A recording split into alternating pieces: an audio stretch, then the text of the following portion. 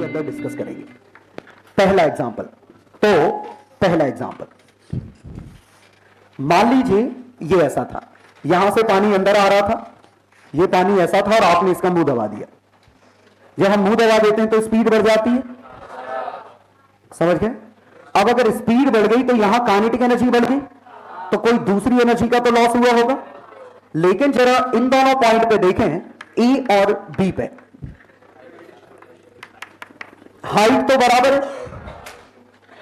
अब अगर V A से वी बी की बात करें तो काइनेटिक एनर्जी बढ़ गई, तो पक्का प्रेशर एनर्जी घटेगी। इसका मतलब पक्का इस पॉइंट का प्रेशर कम हो गया होगा, क्योंकि हाइट में तो चेंज आया नहीं है, फिर भी काइनेटिक एनर्जी बढ़ गई है, तो कोई ना कोई एनर्जी तो कम हुई होगी। या आप सीधे ऐसे समझिए, अच्छे से ध्यान दीजिएगा जो मैं कह रहा हूं। अगर यहां वेलोसिटी बढ़ी है तो किसी ना किसी ने तो वर्क किया होगा। ग्रेविटी तो वर्क करने से मना कर दिया हॉरिजॉन्टल में, तो वर्क करने वाला कौन बचा? प्रेशर। और प्रेशर वर्क अगर कर रहा है तो प्रेशर की खुद की एनर्जी स्टोर्ड गिर जाएगी।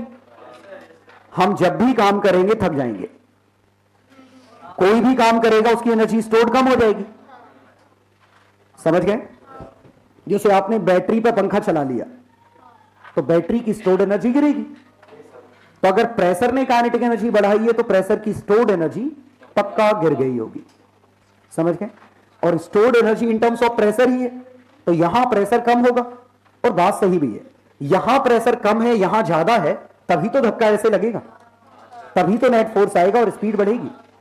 तो प्रेशर का डिफरेंस, ये प्रेशर लो है, ये प्रेशर हाई है, तो low pressure ensures rightward force. Low pressure की वजह से ही फोर्स है, और दरअसल लो प्रेशर की वजह से ही एनर्जी है। तो ये कोइंसिडेंस नहीं कि एक ही चीज दोनों काम कर रही है, करेगी ही। अगर ये वर्क कर रहा है तो एनर्जी गिरनी चाहिए। तो ये तो समझ में आया कि यहां प्रेशर हाई है यहां प्रेशर लो है। अब प्रेशर का डिफरेंस कितना है वो हम समझ लेते हैं। तो यहां पे अगर ये एरिया, वैसे एरिया की जरूरत नहीं, एरिया ए है, ये ए बाय 4 है, यहां वेलोसिटी 2 मीटर पर सेकेंड, तो वेलोसिटी एट बी, और दूसरा p a minus p b, तो वेलोसिटी एट बी कितना हो गया? 8। और अब हमें प्रेशर डिफरेंस चाहिए, तो प्रेशर डिफरेंस के लिए मैं लगाऊं बर्नौलीज थ्योरम। यहां प्रेशर पी ए है, half rho v a square plus rho ji h is equal to p b plus half rho v b square plus rho ji h. हालांकि जो constant है वो लिखने की जरूरत नहीं है, वो दोनों तरफ से कटनी है। तो यहां p a minus p b कितना आया?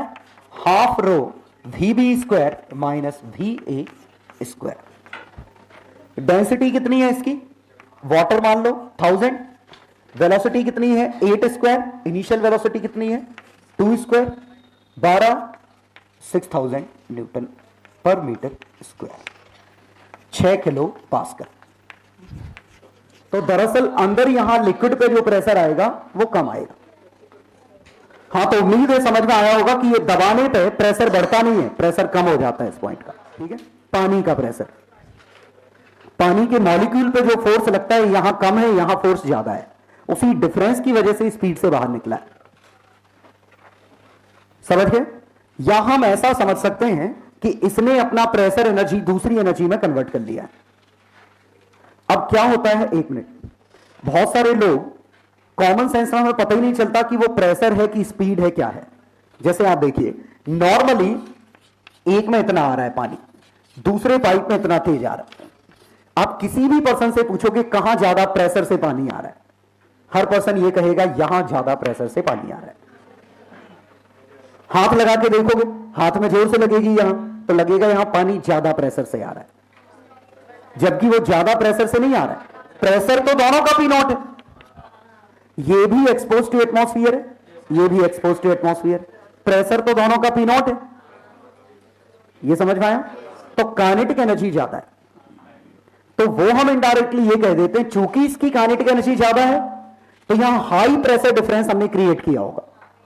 ये काइनेटिक एनर्जी लेने के लिए हमें ज्यादा प्रेशर लगाना पड़ेगा, यहां हमने लो प्रेशर लगाया होगा थोड़ा सा, तो हम उस काइनेटिक एनर्जी और प्रेशर में अंतर ही नहीं करते कॉमन सेंस में, हम ही मानते हैं हाई प्रेशर से आ रहा है, जबकि ये हाई काइनेटिक एनर्जी है।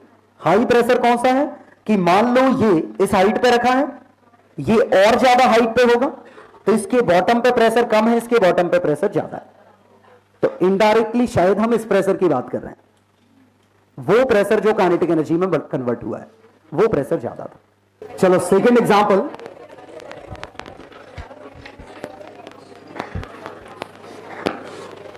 ये कोई टैप है पानी का, इसमें से पानी नीचे गिर रहा है,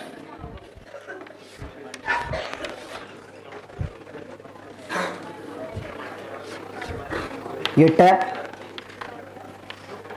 सेकंड डिस्कशन बड़ा आसान सा, सबने देखा होगा ही, देखा है? पानी ऊपर थिक होता है, नीचे जाने पे पतला होता जाता है, और यहां एरिया ज्यादा है, यहां एरिया कम है, क्योंकि यहां स्पीड लो है, यहां स्पीड हाई है, ये V1 V2। अब जरा समझिए, यहां प्रेशर P0, यहां प्रेशर, ये समझ में आया? अगर प्रेशर यहां P0 है तो यहां भी P0 ही है, ओपन टू एटमॉस्फेयर। ये किसी ट्यूब के अंदर नहीं है, ये हवा में है, ये ट्यूब के अंदर था, ये प्लास्टिक की कोई ट्यूब थी, रिजिड ट्यूब, जिसके अंदर था, समझ गए? ये ओपन टू एटमॉस्फेयर नहीं है, ये ट्यूब के अंदर है, और ट्यूब के अंदर है तो बाहर P0 है, अंदर पता नहीं प्रेशर कितना है, पक्का समझ गए? लेकिन अगर कोई चीज ओपन टू एटमॉस्फेयर है तो उसका प्रेशर पक्का P0 है, तो इसका प्रेशर P0 तो इसका भी P0, प्रेशर में तो बदलाव हुआ नहीं, फिर भी स्पीड बढ़ गई, बिल्कुल। तो इसकी हाइट अगर h है और इसकी हाइट 0 मान लो, रेफरेंस ही तो है, आखिरकार वो तो घटेंगे, ये h1 मान लो, h2 मान लो, उससे फर्क नहीं पड़ रहा। तो ये हाइट h1 है, ये हाइट h2 है, तो इस बार सीधे समझ में आ रहा है कि प्रेशर में लॉस है नहीं, या आप लिखते half rho V1 square P0, रो जी h1 ले लेता हूं इसको, h2 is equal to half rho V2 square plus P0 plus rho g h2, P0 P0 cut गया, यहां से देखें तो half V1 square V2 square minus V1 square is equal to g h1 minus h2, ये 2 इधर भेजू, ये तो कुछ देखा देखा लग रहा है, काइनेमेटिक्स है ये तो, और होनी भी चाहिए। अगर काइनेटिक और पोटेंशियल आपस में खेल रहे हैं, प्रेशर का अगर कोई रोल ही नहीं है तो प्योर काइनेमेटिक्स है, तो V square equal to U square plus 2GH लगा सकते हैं, ये आया समझ में? तो मैं सीधे लिख पाया कि velocity is equal to U square plus 2G delta H। तो मैं एरिया भी बता दूंगा कि यहां एरिया कितना आया होगा, A1 V1 equal to A2 V2 से हम ये एरिया निकाल सकते हैं। तो ये बड़ी अच्छी चीज पता चली कि water jet open to atmosphere, पानी की जेट जो ओपन टू एटमॉस्फेयर है वो काइनेमेटिक्स के क्वेश्चन है।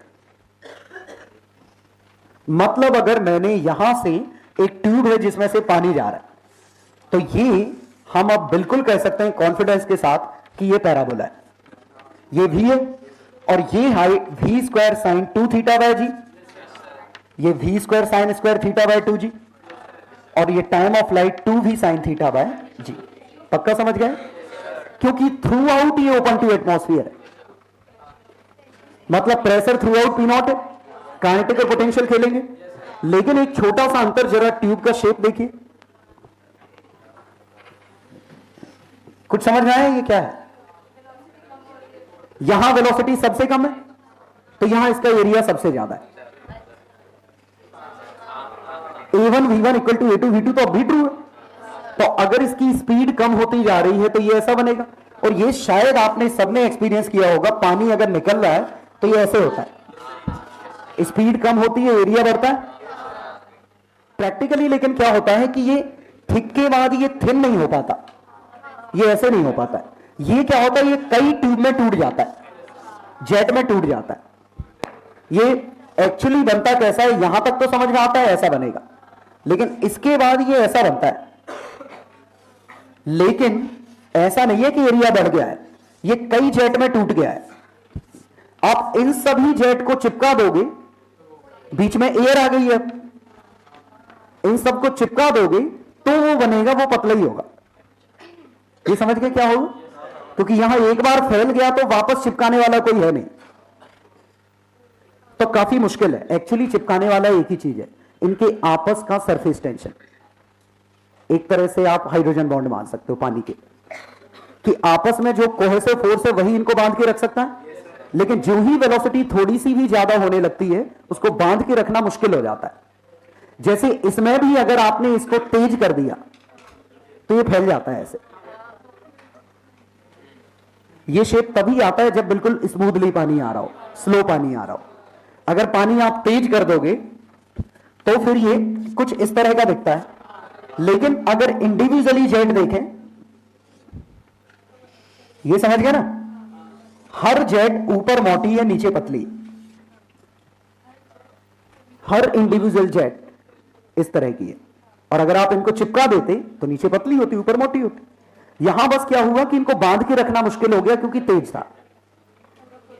तो अब equation of continuity individual jet के लिए ट्रू है, ये पूरा सिस्टम नहीं मान सकते बस। हाँ, इस पे और इस पे सेम एरिया आना चाहिए क्योंकि स्पीड सेम। हाँ, लो स्पीड के लिए इस पैटर्न को फॉलो करेगा, जब आप स्पीड कम रखोगे तो इस पैटर्न रफली फॉलो होगा, ठीक है। लेकिन हाई स्पीड पे ये पैटर्न फॉलो नहीं होगा क्योंकि उसको बांध के रखना मुश्किल होता है। तो लगभग मैंने 3 चीजें एक्सप्लेन की। पहली चीज, हॉरिजॉन्टल में पाइप को दबाते हैं तो क्या होता है, अपैरेंटली लगता है प्रेशर बढ़ा है लेकिन प्रेशर एक्चुअली कम हो जाता है, तभी स्पीड बढ़ गई। सेकेंड, हमने एक टैप की बात की या किसी भी जेट की बात की जो हवा में, जेट ओपन टू एटमॉस्फेयर, तो ये काइनेमेटिक्स वाला कॉन्सेप्ट है। चलो क्वेश्चन करो। पहला तो मैं यही लेता हूं question.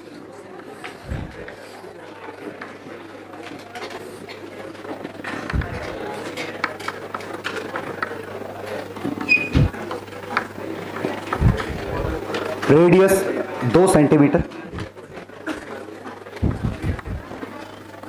Speed and radius of jet at topmost point, at top, यह हाइट 2 मीटर, और तीसरा स्पीड एट पी।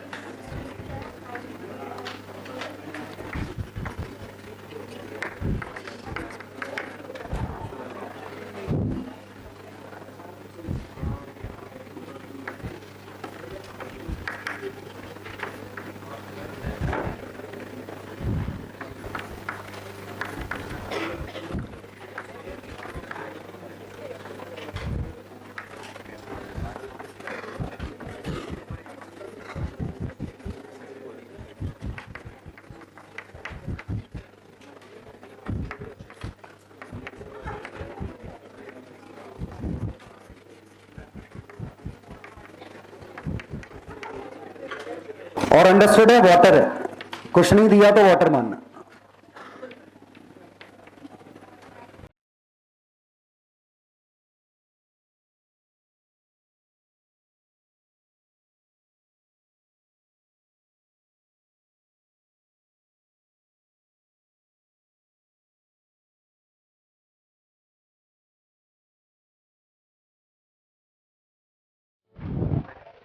पहला क्वेश्चन, स्पीड इसकी 10 है तो यहां स्पीड कितनी होगी 8, यहां स्पीड होगी v, और ये मैं स्पीड सीधे इनके बीच में v square equal to u square plus 2gh लगा दूं, या प्रेशर वाला, यहां पे प्रेशर P नॉट, ये हाफ रो 10 स्क्वायर, हाइट 0, वहां pressure P naught, half rho v square, height rho g2। आ गया समझ में? तो P नॉट से P नॉट कट गया। एक मिनट, ट्यूब सिर्फ इतने में है, इसके बाद ये वाटर जेट है, ट्यूब इतने में है बस, यहां से पानी निकल गया, वाटर जेट है। नहीं तो मैं ये रेडियस क्यों पूछता, ट्यूब की रेडियस नहीं होती फिर, ओपन टू एटमॉस्फेयर है, ये बना, और ये आया तो v square equal to u square plus 2as, ये समझ गए? u स्क्वायर प्लस 2gh लिखा है, तो u स्क्वायर कितना है 100, 2gh कितना है 40, 140 मीटर पर सेकेंड, अप्रॉक्स 1.2, ये स्पीड आ गई।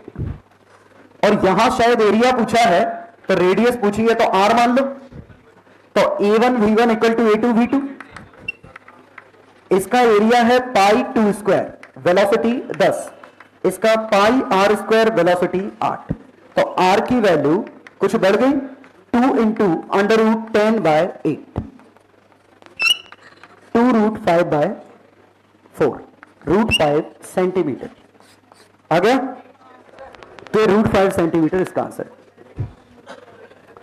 क्वेश्चन 2 में पहला तो सीधे वेलोसिटी आधी हो गई, एरिया डबल हो गया, रेडियस √2 हो गई, 1:√2। सेकेंड क्वेश्चन में pressure P A, half rho 2 square, rho g.2 is equal to pressure at B, half rho 1 square plus rho g.6। कोई दिक्कत तो नहीं? तो PA minus PB is equal to, यहां से देखें तो rho g.4, half rho 1 square minus 2 square, तो रो g इंटू 0.4, ये rho into 4 minus rho into 3/2, तो रो इंटू 5/2, रो कितना है 1000, तो 2500 न्यूटन पर मीटर स्क्वायर। और चूंकि PA माइनस PB मतलब A का प्रेशर ज्यादा है B के मुकाबले। पिटॉट ट्यूब बहुत ही आसान है, नाम से मत घबराइएगा, ये पानी भरा है पूरे में, ये रिवर है, ये स्पीड ऑफ रिवर यूज करने के लिए हम निकाल सकते हैं। और अब हमें बताना है कि बताओ पानी कितनी तेजी से रिवर में बह रहा है, तो बहुत ही आसान, एक ट्यूब आप ऐसी ले लो। अब जरा सोचिए, अगर हमने ऐसी ट्यूब, रिवर स्पीड v से जा रही, ये इससे टकराएगा तो क्या होगा, पानी ऊपर चलेगा, तो पानी ऊपर चलेगा तो कुछ हाइट पे जाएगा, तो ये हाइट एक्स्ट्रा h लेगा, और इसके पास पोटेंशियल एनर्जी आ गई, मतलब इसमें हुआ क्या, इस लिक्विड की काइनेटिक एनर्जी पोटेंशियल एनर्जी में कन्वर्ट हो गई, तो हाफ रो v स्क्वायर रो g h में कन्वर्ट हो गया, मतलब वेलोसिटी आ गई √2gh। एक मिनट अच्छे समझिएगा, ये और ये एक्चुअली सेम फ्लो के पार्ट नहीं है, ये लिक्विड ऐसे जा रहा है, यहां लिक्विड फ्लो नहीं कर रहा है, यहां का लिक्विड इक्विलिब्रियम में, यहां का लिक्विड इक्विलिब्रियम में, ये लिक्विड फ्लो कर रहा है। तो रियलिटी ये है कि आंसर तो यही है, लेकिन ये है कुछ दूसरे तरीके से। कैसे? अगर हाइट h यहां बैलेंस है, रियलिटी ये है कि हुआ कैसे, हाइट h अगर बैलेंस है इसकी, तो एक प्रेशर डिफरेंस आ गया होगा, इसको बैलेंस करने के लिए हमें इस पॉइंट पे प्रेशर चाहिए, तो इस पॉइंट पे प्रेशर कितना होगा, P0 प्लस रो जी एच है। अब जरा देखें, इस पॉइंट का जो बाहर था प्रेशर पी नॉट था, ओपन टू एयर है, इसका पी नॉट प्लस रो जी एच। तो जो लिक्विड यहां गया अचानक से रुक गया, पहले स्पीड थी, जो ही इससे टकराया वो रुक गया, तो उसकी काइनेटिक एनर्जी लॉस हुई। हाइट में ना के बराबर अंतर है, अगर काइनेटिक एनर्जी लॉस हुई तो प्रेशर बढ़ा होगा, तो इसका जो काइनेटिक एनर्जी है हाफ रो वी स्क्वायर, यही प्रेशर में कन्वर्ट हो गई है। आंसर तो वही है। मतलब हुआ क्या है कि यहां जो ही इससे टकराया है रुक गया तो इसने प्रेशर अप्लाई किया, और कितना, हाफ रो वी स्क्वायर। और यहां से हम वो प्रेशर दो तरीके से मेजर कर पा रहे हैं। इस लिक्विड के लिए ये pressure P naught plus rho जी एच है, इस लिक्विड के लिए वो प्रेशर कुछ और है। तो मान लेते हैं मैं ये पी लिखता हूं, अभी समझ में आ जाएगा। तो ई और बी के लिए Bernoulli's theorem between A and B, इसका प्रेशर मैंने पी मान लिया। तो P naught plus half rho V square plus 0 is equal to P plus 0 plus 0। ये क्या है ढेर सारे 0? ये पोटेंशियल एनर्जी है, 0 मान ली। पोटेंशियल एनर्जी 0, काइनेटिक एनर्जी 0 आया, पक्का। अब दूसरा, अब मैं C, Bernoulli's theorem between B and C. अब बी और सी को कंपेयर करें तो सी का प्रेशर कितना है, पी नॉट। सी का प्रेशर पी नॉट, सी की हाइट रो जी एच, काइनेटिक एनर्जी 0। बी का प्रेशर पी, बी की हाइट 0, बी की काइनेटिक एनर्जी 0। अब दोनों जगह पी बराबर कर दो, तो यहां पी की value P naught plus half rho V square है, यहां पी की value P naught plus rho जी एच है। दोनों बराबर कर दो तो पी नॉट कट गया। तो equating these two, half rho V square rho ji H, velocity under root 2 G H.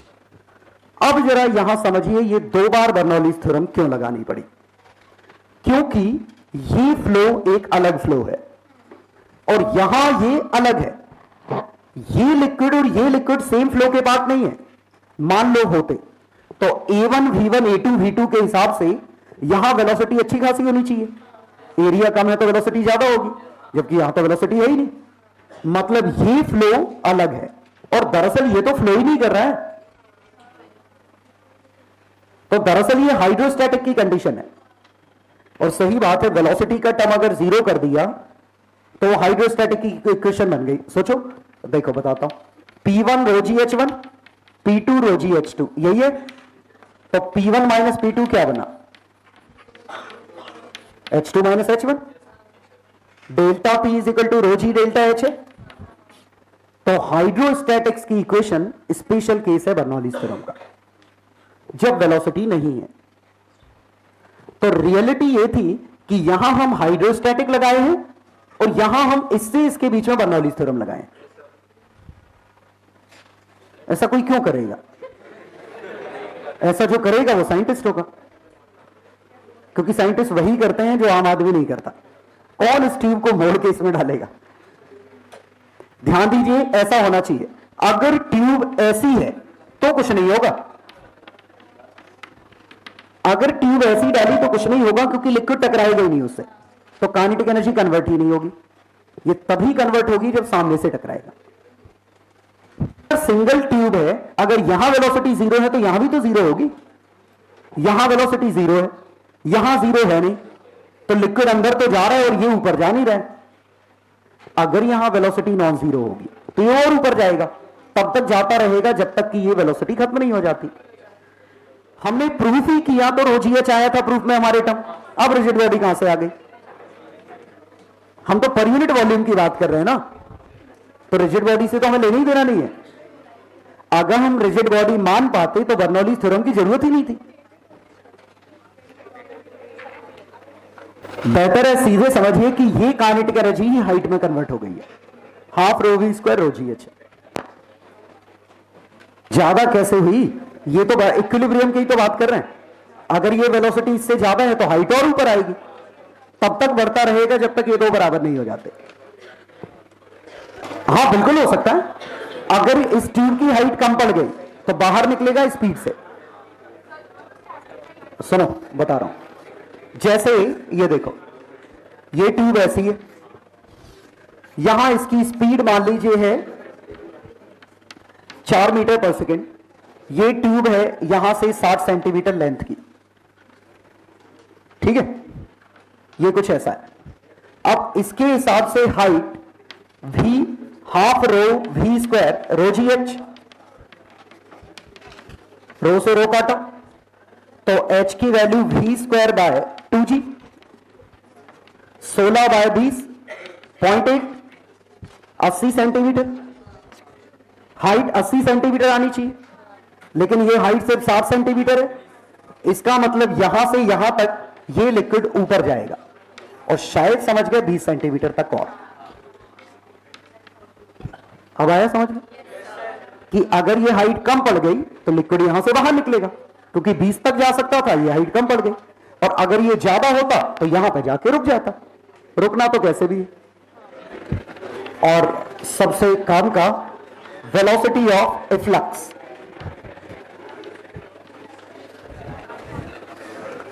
ये सिंपली क्या है, ये हमने होल कर दिया, तो यहां से ये स्पीड से पानी निकलेगा, हम ये स्पीड ही निकालने वाले हैं। ये छोटा सा होल जिसे ऑरिफिस कहते हैं, अब हम निकालने वाले हैं इसकी स्पीड कितनी है। ये h, ये h।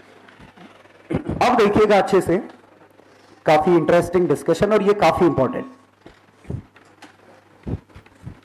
ये h मैं यही डिस्कशन कर रहा हूं। यहां से पानी शायद फील कर पा रहे हो, ऐसे जा रहा होगा, ये फील हुआ कि नहीं कि पानी इस तरह जा रहा है। तो यहां पे स्पीड अगर v है तो यहां पे स्पीड कुछ कम होगी और एरिया के रेशो में। और अगर इसका एरिया ऑफ होल ऑरिफिस काफी छोटा है एरिया ऑफ टैंक से, जो कि प्रैक्टिकली होता है, इसको स्मॉल ए मानो, इसको कैपिटल ए मानो, ये प्रैक्टिकली होता है। तो इसकी velocity v small A by capital A almost 0, तो उसकी वेलोसिटी ऑलमोस्ट 0 है। अब हम देख रहे हैं कि ये वेलोसिटी कैसे आ रही है, तो मैं बर्नौलीज थ्योरम 2 पॉइंट के बीच में लगा दूं। एक पॉइंट ये मैंने लिया P, एक पॉइंट मैंने लिया Q। तो अब मैं लगा रहा हूं Bernoulli's theorem between P and Q। तो देखिए pressure at P, P naught plus rho ji h plus half rho V A by A का होल स्क्वायर। और Q पॉइंट पे प्रेशर कितना है, P नॉट, वापस से हवा में आ गया, plus 0 plus half rho V square. मैंने इसकी हाइट 0 मान ली, मैंने इसी को रेफरेंस मान लिया क्योंकि मैंने इसकी हाइट h लिखी है। मान लो आप इसको रेफरेंस मानते तो अंतर दोनों जगह आता, ये h आता और ये रो जी, P नॉट से P नॉट कटता, रो जी एच से रो जी एच कटेगा, तो half rho V square minus half rho V A by A का whole square is equal to rho ji H. और ये निगलेक्ट कर दिया, तो ये half rho V square rho जी एच है, तो फिर बड़ा अच्छा है अंडर रूट 2GH। तो अच्छे से ध्यान दीजिएगा हुआ क्या, एक मिनट, इसका प्रेशर P नॉट है और इसका भी P नॉट है, दोनों का प्रेशर आपस में बराबर है, मतलब काइनेटिक और पोटेंशियल आपस में खेल रहे हैं। तो लॉस इन पोटेंशियल क्या है, H, तो गेन इन काइनेटिक वही mgh, तो अंडर रूट 2GH से काम चलना चाहिए था। कुछ समझ में आया क्या हुआ कि इसकी वेलोसिटी इसकी चूंकि वेलोसिटी 0 मान ली हमने, तो u² प्लस 2gh होगा, और u हमारा 0 है, तो डायरेक्ट √2gh। कुछ फील हुआ क्या था? इसका प्रेशर P0, इसका प्रेशर P0, इसीलिए हम डायरेक्ट लगा पाए। रुकिए, लेकिन अब हम जरा देखते हैं, हम कहीं और भी लगाते हैं। हम इस और इसके बीच में लगाते हैं, A और B के बीच में। A और B के बीच में लगाएं तो velocity of A almost 0, velocity of B V है, हाइट ऑफ A और हाइट ऑफ B आपस में बराबर है, दोनों की हाइट आपस में बराबर है। लेकिन इसकी वेलोसिटी ना के बराबर है क्योंकि टैंक में है, लेकिन इसकी वेलोसिटी भी है। इसका मतलब किसी और में लॉस हुआ होगा, मतलब पक्का प्रेशर में लॉस हुआ होगा, तो इसका प्रेशर P0 है, और शायद इसका सीधे समझ में आ रहा है P0 प्लस ρgh, तो P0 प्लस ρgh P0 में कन्वर्ट हुआ, तो ये प्रेशर का लॉस कितना है? ρgh, यही हाफ रो v²। आंसर वही है। पक्का आया समझ में कि जब इन दो के बीच में बात की तो दोनों की हाइट सेम है, लेकिन इसका प्रेशर ज्यादा है, ये ओपन टू एटमॉस्फेयर नहीं है, ये है। तो loss in pressure, gain in kinetic. इन दो में प्रेशर सेम है, तो loss in potential, gain in kinetic. Simple सी बात है, ये वेलोसिटी इसके मुकाबले काफी कम है, लेकिन अगर ये असली 0 होती तो पानी निकल रहा है और कम ही नहीं हो रहा है। ऐसे तो नहीं हो सकता ना, पानी निकल रहा है तो यहां से भी कम होना चाहिए, तो ये गिरेगा तो पक्का। दरअसल कंपेयर A बाय A नहीं हुआ है, उसका स्क्वायर कंपेयर हुआ है। सोचो, मतलब अगर मैं ये आ जाएगा, समझ गया ना क्यों निगलेक्ट कर पाए? क्योंकि इसका स्क्वायर तो और भी छोटा होगा, क्योंकि एक्चुअली ये ऐसा है, तो इस पूरे के लिए एरिया ज्यादा अंतर तो है नहीं। एग्जैक्ट हमें खुद पता नहीं कि ये कैसे निकल रहा होगा, लेकिन चूंकि ये टैंक काफी बड़ा है तो ये भी रेस्ट पे रफली, तो हमने इसकी भी वेलोसिटी निगलेक्ट कर दी, प्रेशर का लॉस, चेंज इन काइनेटिक। हाँ, तो ओवरऑल हमारा डिस्कशन जो था, अब हम वापस आते हैं हमारे डिस्कशन पर।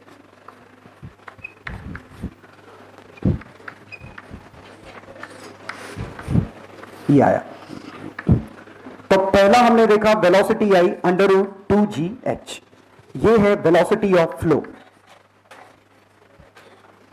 या इसी को वेलोसिटी ऑफ इफ्लक्स।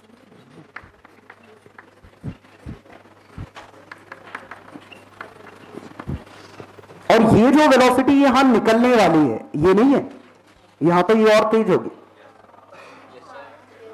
जैसे वेलोसिटी एट बॉटम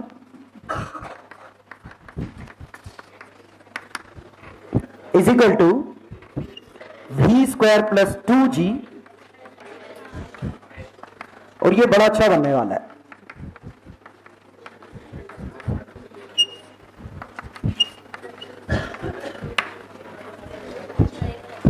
यह है समझ में? और ये बात बिल्कुल सही है, ऐसा बनना ही था।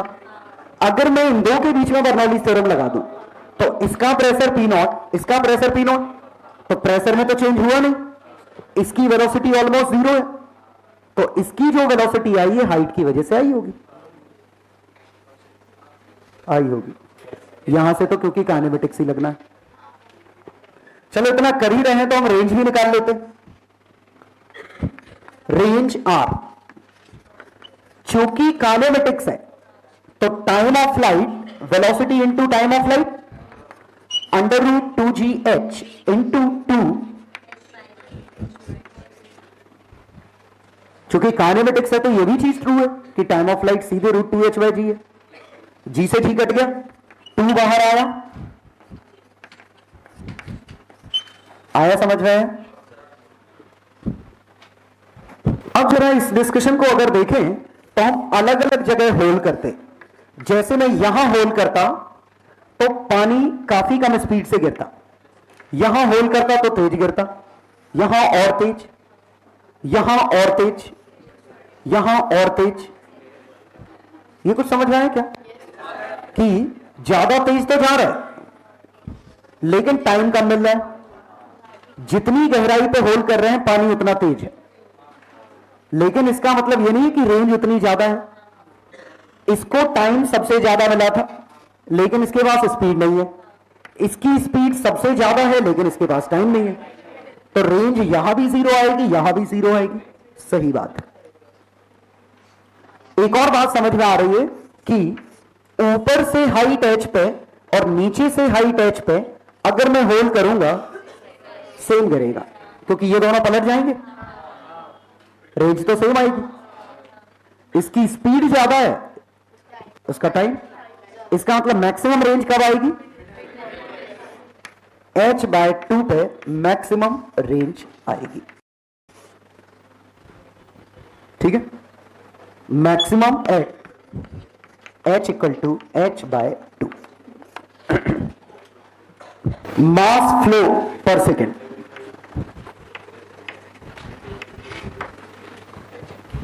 मास फ्लो पर सेकेंड क्या है? Rho into area into velocity.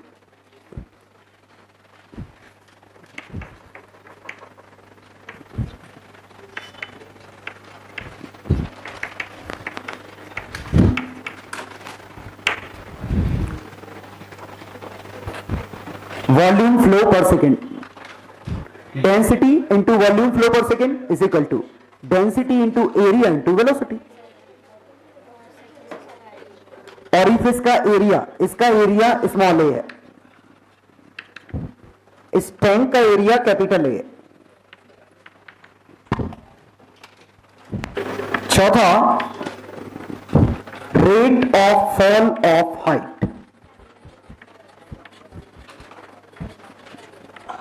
कितनी रेट से हाइट बदल रही होगी?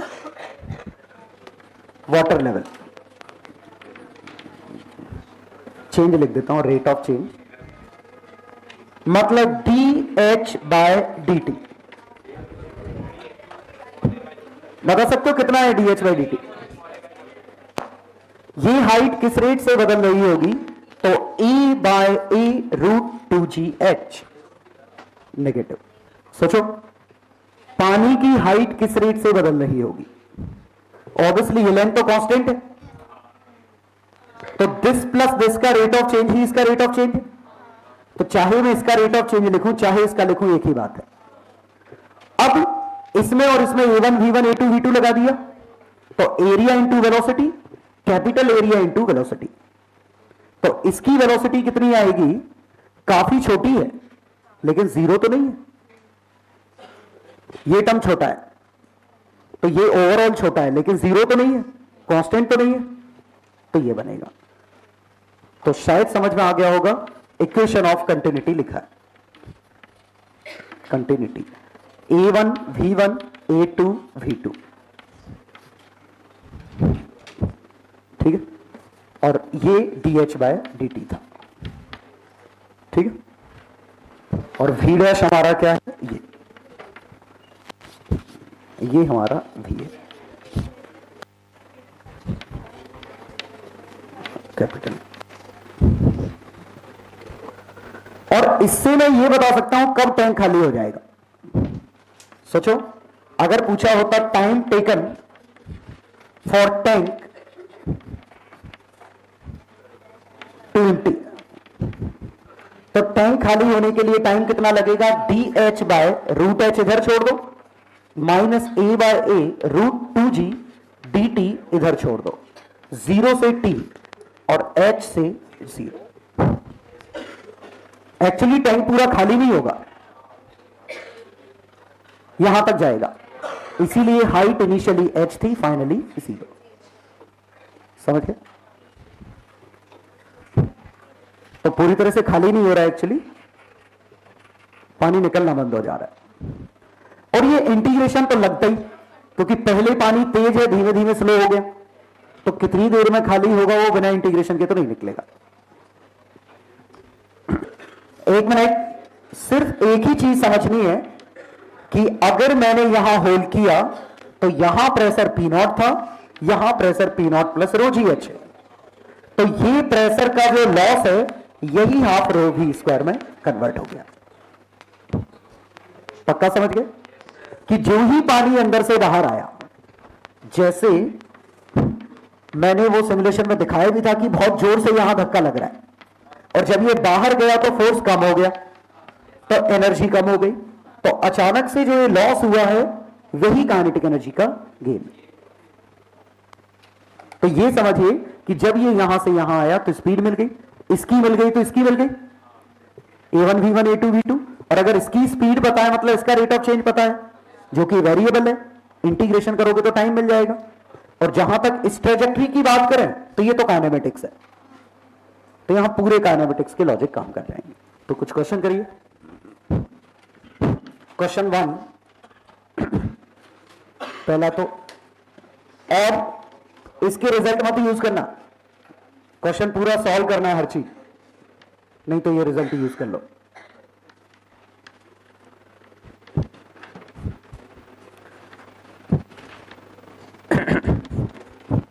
For x equal to 2 meter, find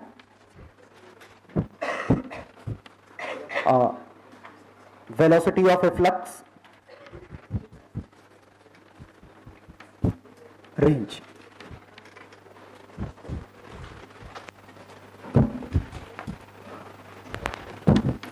mass ejected per second,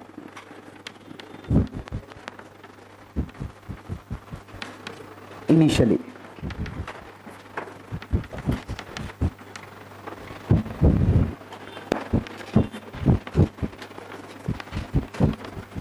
for speed to be maximum,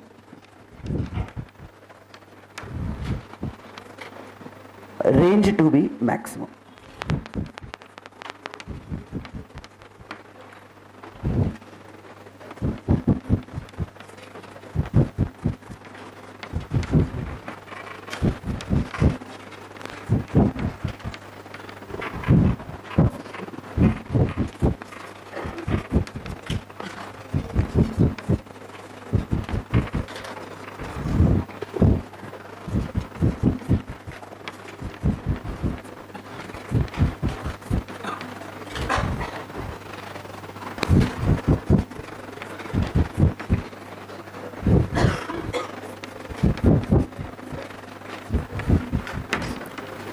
radius of orifice 1 centimeter,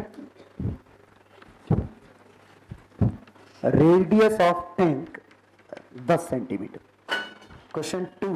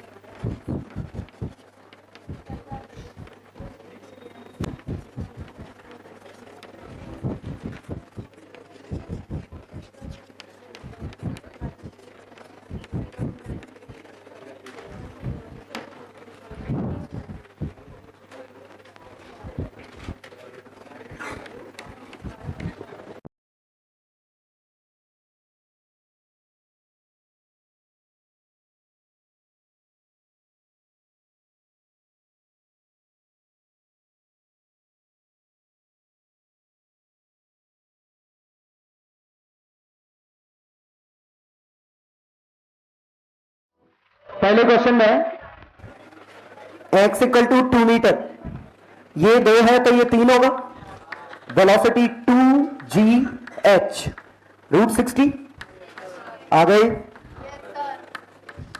range time of flight 2h/g into √60 24 √24 mass ejected पर second, तो ये आएगा density into volume, तो density into area into velocity.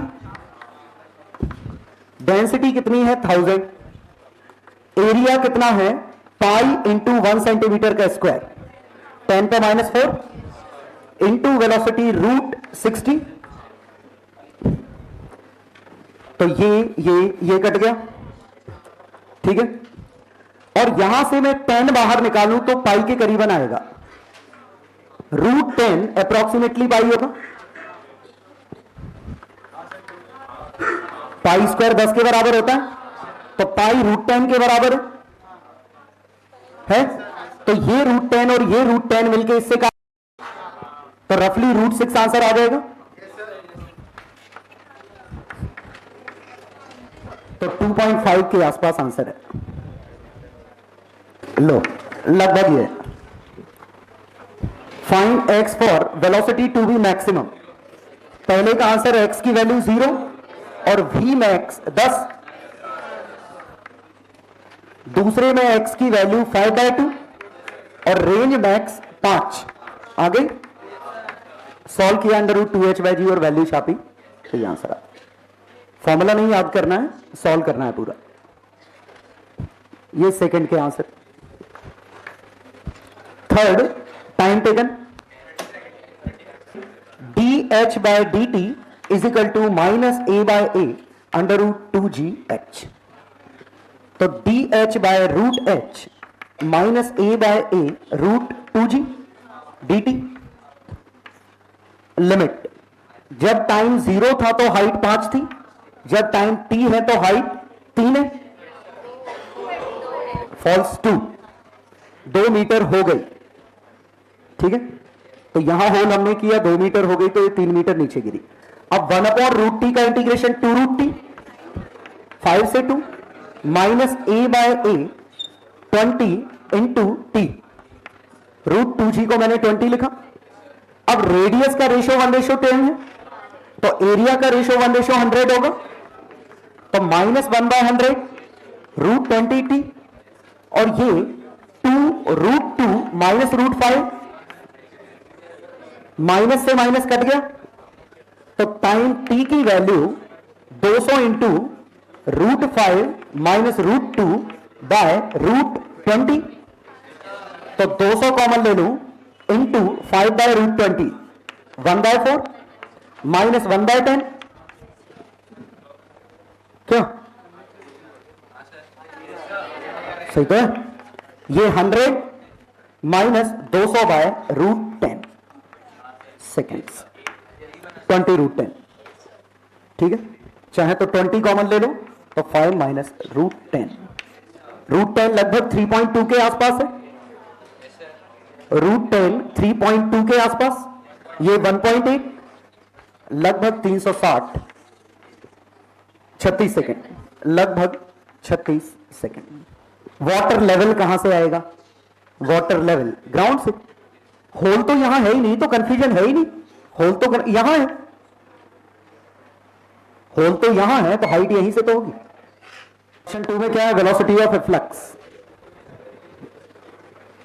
चलो velocity of efflux चाहिए, तो velocity कितनी आई बताओ पहले। ये h/2, velocity √2g h + h/2, लिखो और काट दो। ये नहीं होगा, क्योंकि लिक्विड की डेंसिटी यूनिफॉर्म नहीं है। तो रियलिटी ये है कि आप इस और इसके बीच में बर्नौलीज थ्योरम लगा ही नहीं सकते। ये आंसर तब आएगा जब बर्नौलीज थ्योरम इसके और इसके बीच में लगा देंगे। लेकिन बर्नौलीज थ्योरम में कहा था इनकंप्रेसिबल है, तो डेंसिटी रो से 3 रो कैसे होगी? लेकिन बर्नौलीज थ्योरम इससे इसके बीच में तो लगा सकते, तो यहां तो लगा सकता हूं मैं, क्योंकि यहां दोनों में लिक्विड का डेंसिटी सेम है 3 रो। तो समझिएगा मैं क्या कह रहा हूं, यहां इंपॉर्टेंट चीज मैं ये कह रहा हूं कि बर्नौलीज थ्योरम आप P और Q के बीच में, Bernoulli between P and Q is not allowed since density is variable. तो यहां तो नहीं लगा सकता, लेकिन मैं यहां जो लिक्विड बाहर निकला इसमें और इसमें तो लगा सकता हूं। ये 3 रो लिक्विड है, तो Bernoulli between P and Q is valid,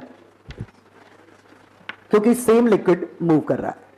अब P और Q में pressure at P plus half rho velocity at P का whole square is equal to pressure at Q half rho velocity at Q का whole square. Height तो दोनों की same है। अब प्रेशर एट P कितना है? h/2 h rho 3 rho P naught plus rho GH plus 3 rho GH/2 plus 0। ये समझ में आया? Pressure at Q P naught half 3 rho, ये मत भूल जाना, ये रो नहीं है, क्योंकि जो लिक्विड फ्लो कर रहा है P और Q के बीच में वो डेंसिटी यूज होगी, तो ये 3 रो आएगा।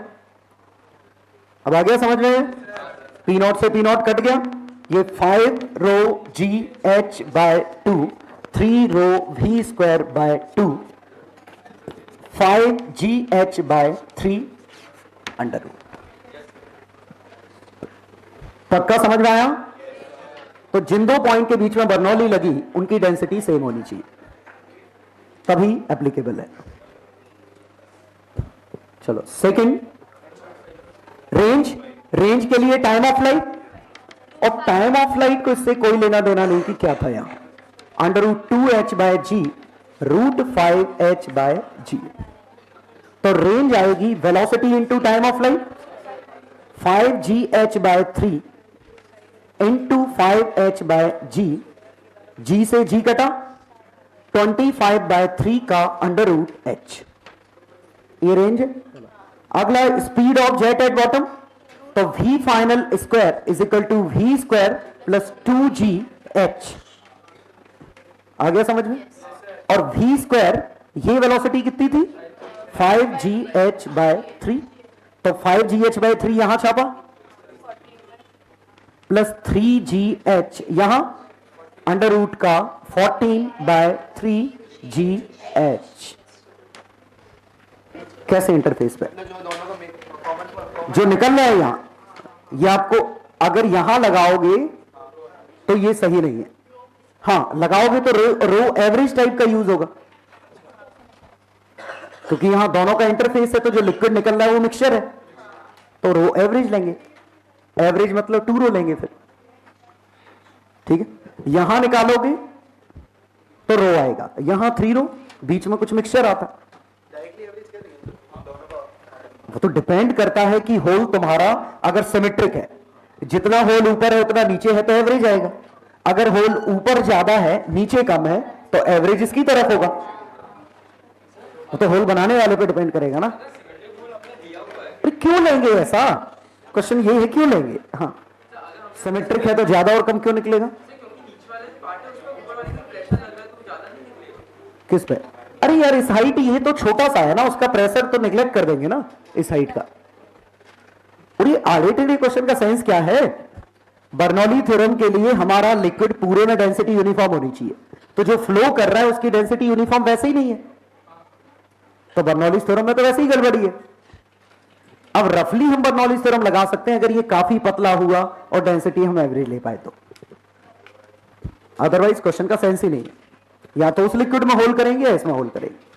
अब लास्ट डिस्कशन इसमें Bernoulli theorem in air, air में भी बर्नौली थ्योरम वैसी लगेगी जैसे लिक्विड में लगती है। इसका यूज करते हैं एरोप्लेन में, जो लिफ्ट आती है एरोप्लेन में, ऊपर की तरफ जो फोर्स आता है वो कहां से आता है? ये है। तो देखिए क्या होता है, एरोप्लेन का शेप कुछ ऐसा होता है, ऊपर राउंड होता है, नीचे फ्लैट होता है, इसे एरोडायनेमिक मॉडल कहते हैं। अब जरा समझिए कि अगर विंड ऐसे जा रही है, ये हवा है, या इसके रिस्पेक्ट में एयर थी कुछ, तो एयर ऐसे जा रही है, तो अब होगा क्या, जो दूर की एयर होगी वो तो ऐसे ही निकल जाएगी, लेकिन ये जो एयर आएगी वो इसकी स्ट्रीम लाइन डिस्टॉर्ट हो गई, इसकी स्ट्रीम लाइन डिस्टॉर्ट नहीं हुई। ये कुछ समझ में आया? ये जो लेयर्स होंगी कुछ ऐसी होंगी, यहां लेयर्स पास आ जाएंगी, यहां दूर है, और यहां अगर पास आ गई तो यहां वेलोसिटी कम हो गई। एरिया पहले इतना था, और एरिया इतना है, कम एरिया में उतनी ही एयर को क्रॉस करना है, तो यहां स्पीड हाई हो गई, और अगर स्पीड बढ़ी है तो कुछ ना कुछ तो घटा होगा, तो यहां पे प्रेशर लो हो गया, और प्रेशर लो हो गया तो ये प्रेशर डिफरेंस ने एक लिफ्ट जनरेट की।